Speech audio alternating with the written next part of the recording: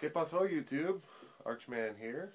We'll talk a little bit about some knives of Alaska. Alright. Just to get into it real quick. This is my hunter's hatchet. Alright. I've had this hatchet for right around 10 years. Yeah. Just, yeah, 10, somewhere between 9, at least 9 and maybe 11 years. So, lots of experience with this hatchet. I've used the shit out of it.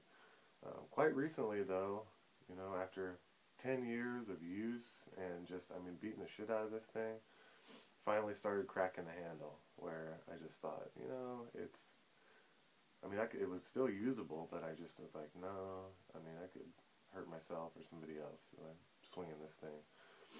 So, I sent it back in to get worked on. Actually, when I contacted Knives of Alaska, I just said, look, I broke it, you know, with my own skill and daring. And if you'll just send me a handle, I'd love to pay for it. And they just wanted to have it, you know. I told them exactly what's going on, you know, and just missed swings and things like that, you know. I broke it, and they said no, send it in. That's warranty. So sent it in. Not only did they put a new, really nice red hickory handle on it, they also refurbished and sharpened the head. Completely. It had some rust on it, and they re-bead blasted it and satin finish or whatever, you know, on there. Just mind blowing. On top of that, they also sent me a $10 check to reimburse me for my original shipping, which is pretty incredible. I know some of you guys are checking out my stellar mustache, not to get off the point, but yeah, this is the Chris mustache here. Maybe I should do a mustache review. But yeah, S7 tool steel, excellent, excellent.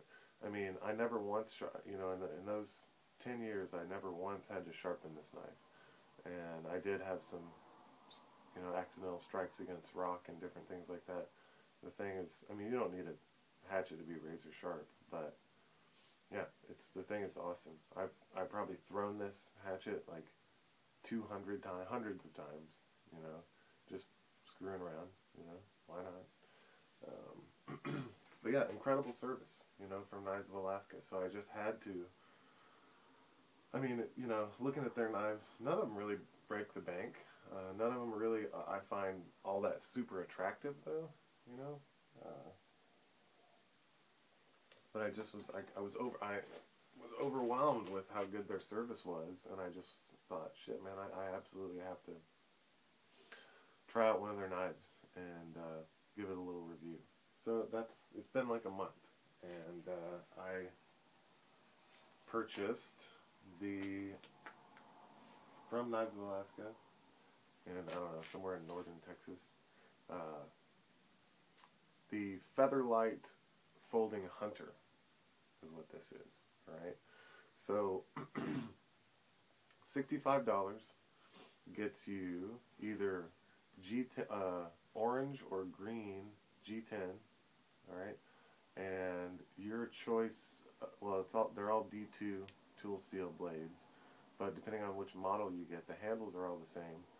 But this is the Hunter with the drop point blade.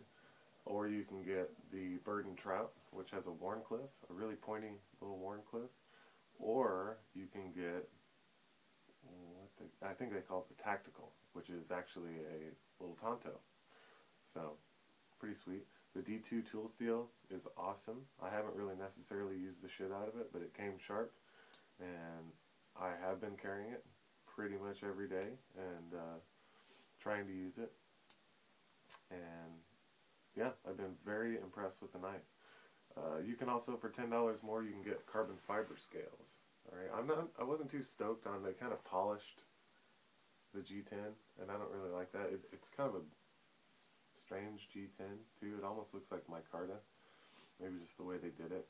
But yeah, I did have to go over it a little bit just because I'm anal with the 3M pad and just kind of knock off some of the corners around the inside of the handles, and just kind of to mate the flat with this curved side of the G10 a little bit better. You know, it wasn't necessarily finished all that particularly fantastically, but easy. I mean, it took me like maybe 5 minutes just to go ahead and buff it down a little bit. So some really cool things about this knife. One thing is nested liners, you know, kind of like Spyderco does with some of their knives. Really nice nested liners. A lot like the Spyderco Military, the lock side is a, you're probably not going to be able to see this, but the lock side is a full nested liner, and the non-lock side, it actually has just a really small nested liner that is around the pivot, which is really neat. I mean, I didn't think that it would have that in there. Really excellent. Great, great screws on this knife. I mean, really good just overall construction. Superior to most production knives, for sure. Nice little pillars in there. One good thing is all the pillars are the same, so if you kind of ding or damage this stop pin pillar, you can swap it out for another one, I guess, you know. This thing is Loctited to the tits, though. Like, I could not, with a good amount of force, get these screws to move, so I have not taken the knife apart. I just thought, well, it doesn't want to come apart. A really nice, I don't know if you can see that or not, but it's got a really nice little kind of reinforcement around the pivot screw, kind of like a Chris Reeve Knives of Nandi. Really nice, totally welcome little addition to the knife. I mean, it's exceedingly well built. Really subtle, but there, little dip in the spine of the knife right here. It actually is just, it feels like almost like a cushion is right there when you're using the knife in your standard, like, this grip. So, yeah, I mean, the thing is just definitely very well built, alright? So, real quick, about a 3-inch blade, I'll use and about a 4 1/4 inch handle. So, up next to a small Sabenza here, you can see, they both have almost the same, exact same blade length, you can see, small Sabenza there, and I will compare it to a paramilitary Deuce, very similar size here. Paramilitary 2 is obviously a bigger knife, but yeah, no clip on this little Knives of Alaska Featherlight, but you know, it's the thing. It really is. It's like 2 ounces. I mean, the thing is like weighs next to nothing. But you know, it's some knives like this are too thin. Like the Almer ultralights. They're just way for thin knives. You can see this one is, gosh, if I can get it lined up here, is not too thin. You know. Very thin blade stock, but I mean, certainly welcome. You know, I mean, this knife is like an updated case or sod buster, you know, kind of type knife. Is kind of the way that I look at it. Just a really nice little pocket knife.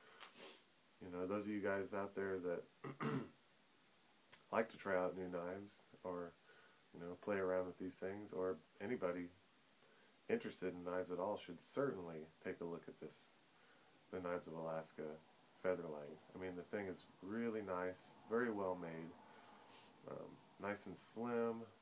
I mean, great, you know, great ball detent, really good snug in there. I mean, great lockup. I mean, and this is a great like gift knife too. You know, I think just because it's not a Benchmade, it's not a Spyderco, it's not a Kershaw, it's a Knives of Alaska, made in USA. You know, D2 tool steel. Cool thing here, man. You know, honestly. But I'm gonna end it there, guys. Palabra a tu madre. Don't let your meatloaf, boys.